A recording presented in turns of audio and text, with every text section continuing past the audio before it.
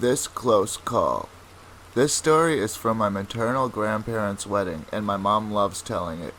It took place at a local dance hall where there was another event also happening simultaneously. There was some sort of argument that my grandfather had to break up, and he politely asked the gentleman involved to leave, since he wasn't on their guest list anyway. The man left without a fuss, but not without taking flowers off of the newlyweds' decorated car. They didn't find out until days later, but the papers reported that this guy had been running from the law for the murders of his father, stepmother, and 5 half-siblings.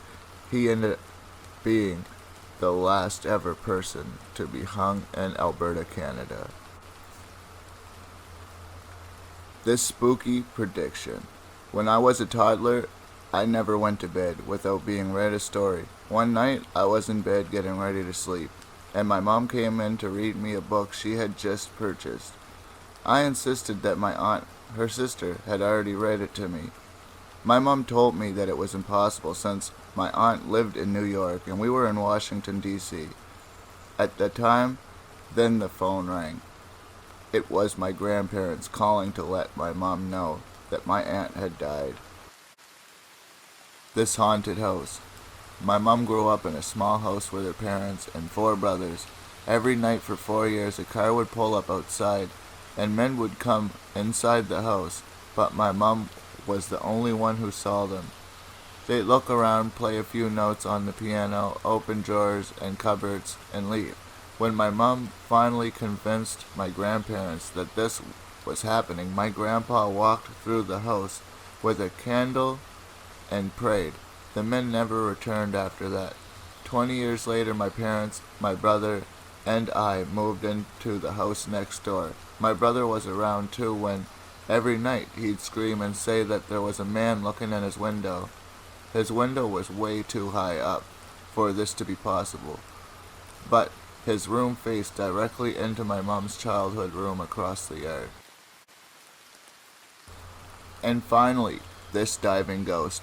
My mom always tells this story about one of the first houses she and my dad moved into.